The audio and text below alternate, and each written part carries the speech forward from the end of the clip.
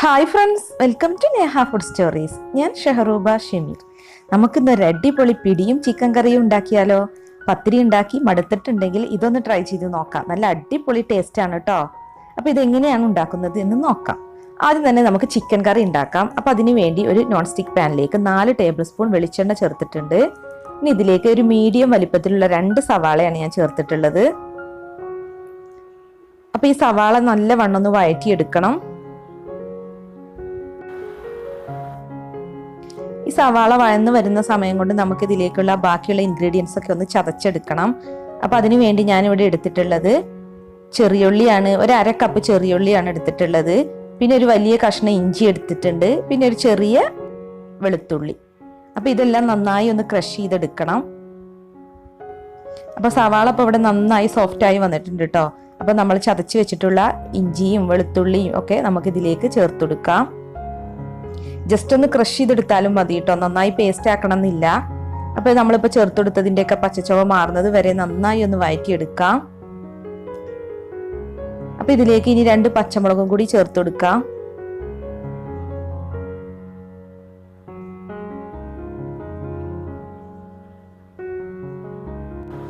അപ്പോൾ ഇതിൻ്റെയൊക്കെ പച്ചച്ചുവ മാറിയിട്ടുണ്ട്. ഇനി ഇതിലേക്ക് പൊടികൾ ഇട്ടുകൊടുക്കാം. ഞാനിവിടെ 3 ടേബിൾ സ്പൂൺ കാശ്മീരി മുളക് പൊടിയാണ് എടുത്തിട്ടുള്ളത്.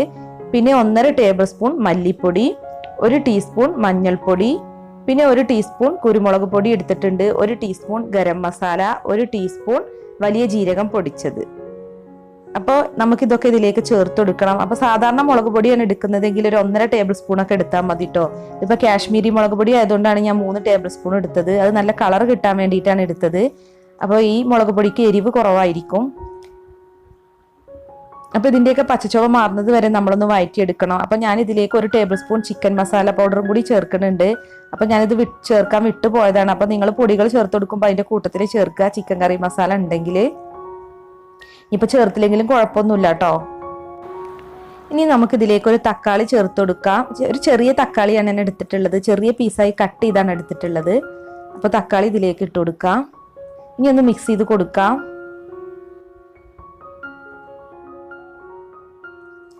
ഇനി ഇത് അടച്ച് വെച്ച് കുക്ക് ചെയ്തെടുക്കാം. നമുക്കിത് പെട്ടെന്ന് കുക്കാവുന്നതിന് വേണ്ടി കുറച്ച് വെള്ളമൊക്കെ ചേർത്ത് കൊടുക്കാം കേട്ടോ. എന്നാൽ അടി പിടിക്കുന്ന പേടി വേണ്ട.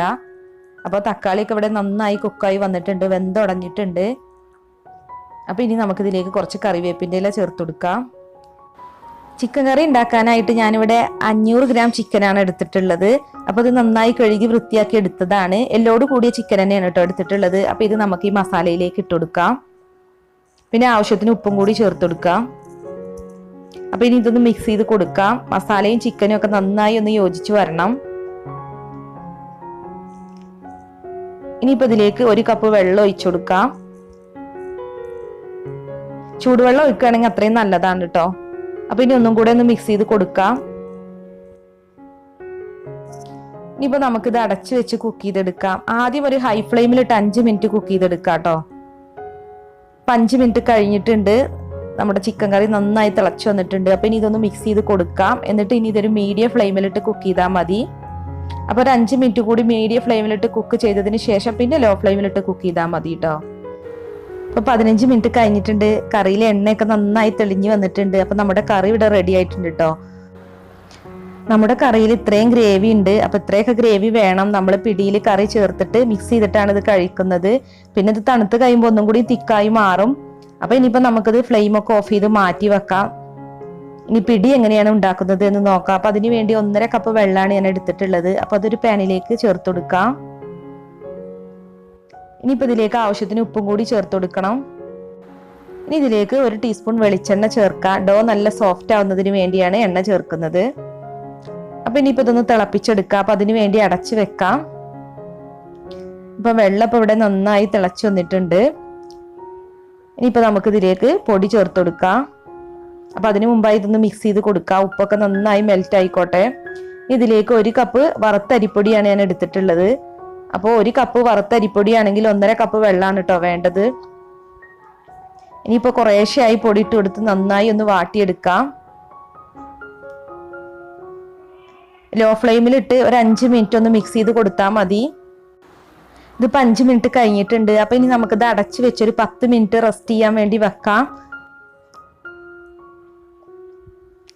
ഇപ്പോൾ 10 മിനിറ്റ് കഴിഞ്ഞിട്ടുണ്ട് കേട്ടോ. പൊടി കുറേയൊക്കെ ചൂട് മാറിയിട്ടുണ്ട്. അപ്പോൾ കുറച്ചൊക്കെ നമുക്ക് കൈകൊണ്ട് തൊടാൻ പറ്റുന്ന ഒരു ചൂടായിട്ടുണ്ട്. ഇനിയിപ്പോൾ ഇത് നന്നായി ഒന്ന് മിക്സ് ചെയ്തെടുക്കണം. അപ്പോൾ അതിന് വേണ്ടി കിച്ചൻ്റെ കൗണ്ടർ ടോപ്പിലേക്കാണ് ഞാൻ പൊടി ഇട്ട് കൊടുക്കുന്നത്. ഇനി നമ്മൾ തണുത്ത വെള്ളത്തിൽ കൈ മുക്കിയിട്ട് നന്നായി ഒന്ന് കുഴച്ചെടുക്കാം. നല്ല സോഫ്റ്റ് ആവുന്നത് വരെ ഇതൊന്ന് കുഴച്ചെടുക്കണം.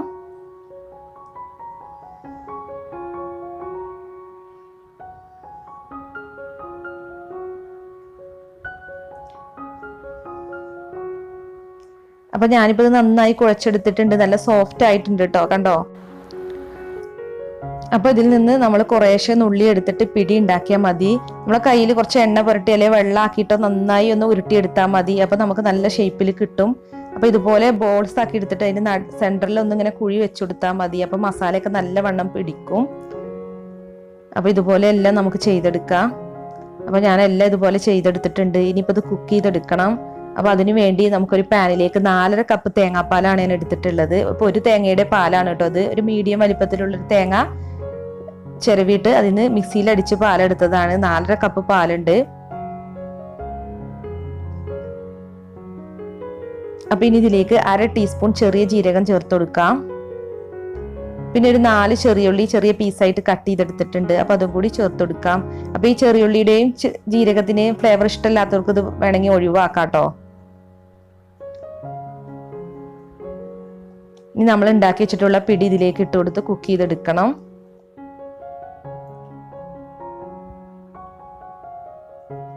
ആവശ്യത്തിന് ഉപ്പും കൂടി ചേർത്ത് കൊടുക്കാം. നമ്മൾ പിടി ഉണ്ടാക്കിയപ്പോൾ അതിലേക്ക് ഉപ്പ് ചേർത്തിട്ടുണ്ടായിരുന്നു. അപ്പൊ ഇനിയിപ്പോൾ കുറച്ച് ചേർത്താൽ മതി. ഒരു മീഡിയം ഫ്ലെയിമിലിട്ട് ഇത് ഇളക്കി ഇളക്കി കുക്ക് ചെയ്തെടുത്താൽ മതി. ഈ തേങ്ങാപ്പാലൊന്ന് കുറുകി വരുന്നത് വരെ നമ്മളിത് കുക്ക് ചെയ്തെടുക്കണം. ഏകദേശം ഒരു 10-15 മിനിറ്റോളം ടൈം എടുക്കും. അപ്പൊ ഇതിപ്പോ നല്ല തിക്കായി വന്നിട്ടുണ്ട് കേട്ടോ അവിടെ. അപ്പൊ ഈ ഒരു പരുവൊക്കെ ആവുമ്പോൾ നമുക്ക് ഫ്ലെയിം ഓഫ് ചെയ്യാം. ഇനിയിപ്പോൾ ഇത് തണുത്ത് കഴിയുമ്പോൾ ഒന്നും കൂടി തിക്കാവും. അപ്പൊ ഈ ഒരു പരുവത്തിലാവുമ്പോൾ തന്നെ നമുക്ക് ഫ്ലെയിം ഓഫ് ചെയ്യാം. അപ്പൊ നമ്മുടെ പിടി ഇപ്പോൾ ഇവിടെ റെഡി ആയിട്ടുണ്ട്. ഞാൻ ഈ പിടി ഒരു പാത്രത്തിന്റെ സൈഡിലും കറി ഒരു പാത്രത്തിന്റെ സൈഡിലുമാണ് സെർവ് ചെയ്തിട്ടുള്ളത്. ഇനി ഇത് മിക്സ് ചെയ്തിട്ടാണ് കേട്ടോ നമ്മൾ കഴിക്കുക. അപ്പോൾ വളരെ ഈസി ആയിട്ട് ഉണ്ടാക്കാൻ പറ്റിയ ഒരു ഡിഫറെന്റ് ഡിഷാണ് പിടിയും ചിക്കൻ കറി. അപ്പോൾ ഈ ഇഫ്താറിന് എല്ലാവരും ഒന്ന് ട്രൈ ചെയ്ത് നോക്കുക. അപ്പോൾ ഈ വീഡിയോ കണ്ടിട്ട് ഇഷ്ടമായിട്ടുണ്ടെങ്കിൽ ഒന്ന് ലൈക്ക് അടിച്ചേക്കണേ. അപ്പോൾ നാളെ നല്ലൊരു വീഡിയോസുമായി നമുക്ക് വീണ്ടും കാണാം. താങ്ക്